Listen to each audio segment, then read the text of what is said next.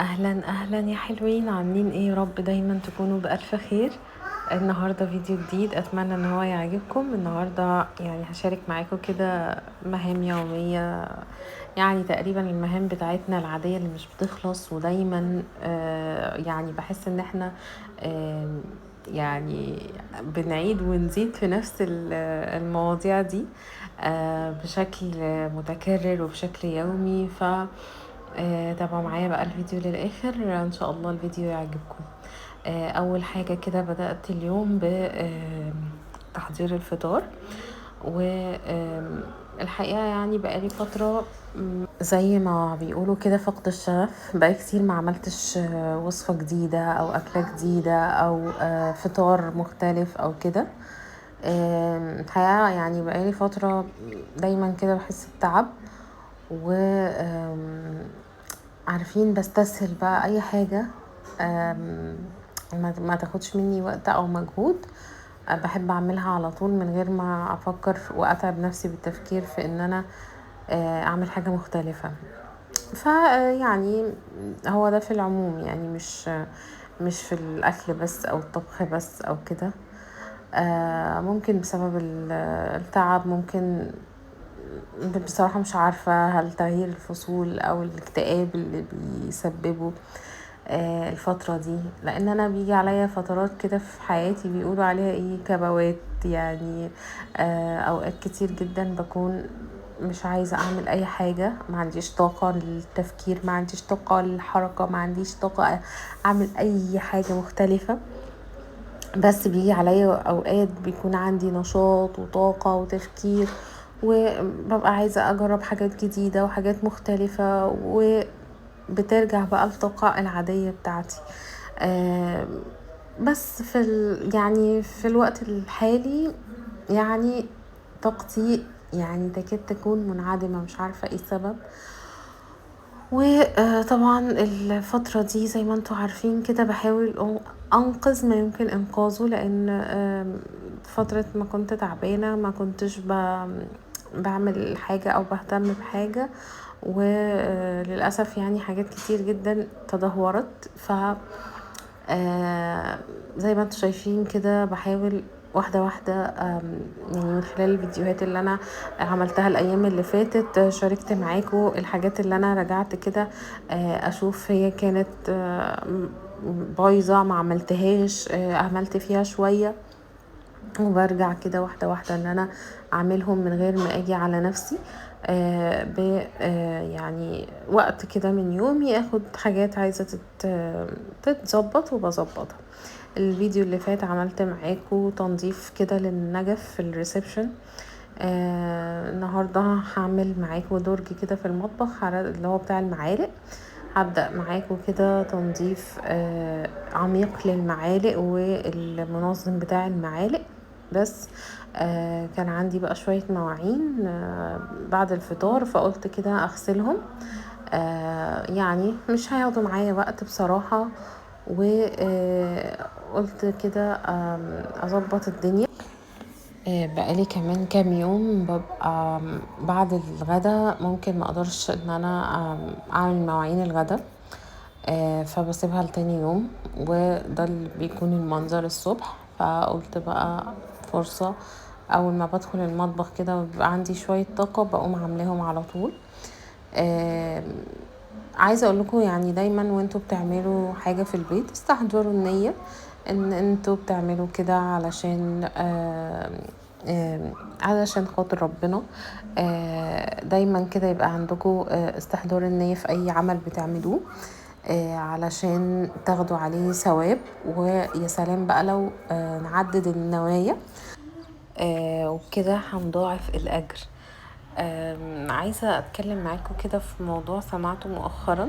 هو طبعا يعني حاجة معروفة وكل حاجة، بس فعلا الكلام ده مهم جدا جدا لكل حد فاكر ان شطارة منه انه يغلب الناس في الكلام او يقول للناس حاجة تضايقها، او يعني فاكر ان هو كده بقى الجامد اللي مفيش منه اتنين، ونسي ان اشر الناس من تقاه الناس مخافة شره أو لسانه.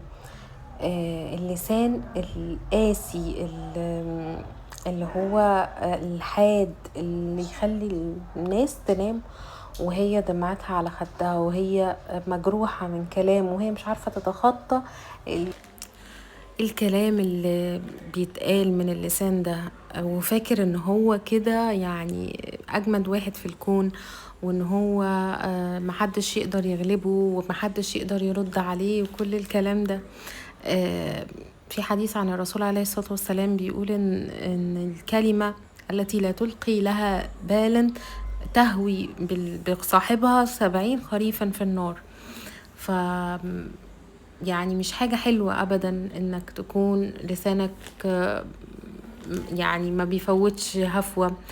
مش حاجة حلوة إنك تنتصر على حد في الكلام، إلا يعني لو كنت على حق. بس يعني أصلا كتر الجدال والمناقشة الكتير مش حاجة كويسة. إنك لو بتناقش حد أصلا يعني عارفين اللي هو يعني مجادلة الأحمق تخليك زيه أحمق، فاهميني؟ طيب أنا لو أنا على حق خلاص بلتزم الصمت، والصمت في أغلب الأوقات بيبقى الحل الأمثل، ومش إن أنا لازم أثبت إن وجهة نظري هي الصح، وإني ما فيش بعد اتنين وكل الكلام ده. ده مش حاجة حلوة بجد. الناس اللي لسانها كمان جاحد. يعني ايه لسان جاحد؟ يعني ما بيعرفش يقول شكرا، بيجحد النعمة، ما بيعرفش يقول جزاك الله خيرا، ما بيعرفش يقول تسلم ايدك، ما بيعرفش يقول تعبينك معانا. كل ده حاجة مش اللي ديننا أمرنا بيها. احنا كمسلمين مطلوب مننا ان احنا يعني نخلي أخلاقنا أحسن حاجة. الرسول عليه الصلاة والسلام عمره ما أذى بني آدم، لا بكلمة ولا بنظرة ولا بتكشيرة ولا تعنيف. خادم الرسول عليه الصلاة والسلام أنس بن مالك كان بيقول عنه كده إنه هو عمره ما أذاه، لا عنفه ولا كشر في وشه ولا قال له أي كلمة تأذيه. فإحنا كمسلمين قدوتنا رسولنا عليه الصلاة والسلام. مش مطلوب مننا ان احنا نقلد اي نموذج تاني. يعني ربنا سبحانه وتعالى بيقول لقد كان لكم في رسول الله أسوة حسنة لمن كان يرجو الله واليوم الآخر. واحنا مش عايزين من ربنا واليوم الآخر ربنا يعني يرزقنا فيه الجنة، وبعد الجنة نشوف ربنا سبحانه وتعالى. ف يعني حبيت اتكلم في الموضوع ده لان فعلا من اسهل حاجة على الناس ان هي تأذي بلسانها. وفعلا الموضوع ده منتشر جدا خصوصا على السوشيال ميديا مؤخرا، انك تبقى مش عارف البني ادم يعني خالص، يعني انت ما تعرفوش بس تتفرج عليه وممكن تكتب له كلمة تأذيه. طب ليه يا جماعة؟ فلتقل خيرا أو لتصمت. يعني أنا فعلا النهاردة شفت موقف غريب جدا جدا، إن حد يكتب لحد كلمة يعني لا هي عن مثلا محتواه أو عن أي حاجة، بس علقت على حاجة الشخص مثلا ملهوش يد فيها، مريض مثلا. فليه؟ ايه الوجه الاستفادة؟ بلاش مرض القلوب يوصل بيكم للجحود ده. يعني بصراحة أنا بتكلم معاكم لأن الموضوع حرفيا مضايقني ومستفزني جدا، خصوصا يعني بعد الموقف كمان اللي شفته النهاردة كده على السوشيال ميديا. وما حصلش معايا بس فعلا الموقف استفزني، بلس ان انا كنت سمعت الكلام اللي قلته لكم ده عن موضوع اللسان الحاد واللسان الجاحد. فقلت بقى اطلع اتكلم فيه معاكم لانه فعلا من اسوأ انواع الناس، اللي فعلا اشر الناس هم اللي لسانهم جاحد وحاد. يعني سبحان الله. والرسول عليه الصلاة والسلام كان لما سئل ان هل الناس يعني بتتحاسب على ما يقولون، فقال وهل يكب الناس على مناخرهم في النار إلا حصائد ألسنتهم. فكل واحد يمسك لسانه يحاول كده يقول كلام حلو، يحط سكر كده على لسانه، وده التعبير اللي سمعته، يحط سكر يحلي بيه حياة اللي حواليه وحياته.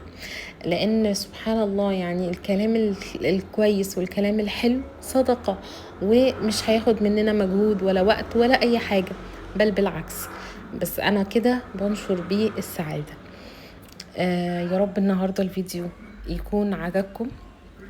النهارده انا شاركت معاكم شويه حاجات كده، وحبيت ان انا اتكلم معاكم، نفتح يعني قلبنا كده لبعض. ويا رب الفيديو يكون مفيد. انا كنت بحضر هنا غدا، وعملت سلطه خرشوف. كان عندي خرشوف كده مجمد بقى، انا كنت محوشاه، وعملته سلطه حلوه جدا بالبصل والثوم، وحطيت عليه توابل وليمون. وعايزه اقول لكم خطيره السلطه دي، كنوع من المقبلات. وده كان غدا لاخر الشهر من غير لحوم، مكرونه سلطه خرشوف وبطاطس محمره. اتمنى الفيديو يكون عجبكم، واشوفكم على خير. السلام عليكم.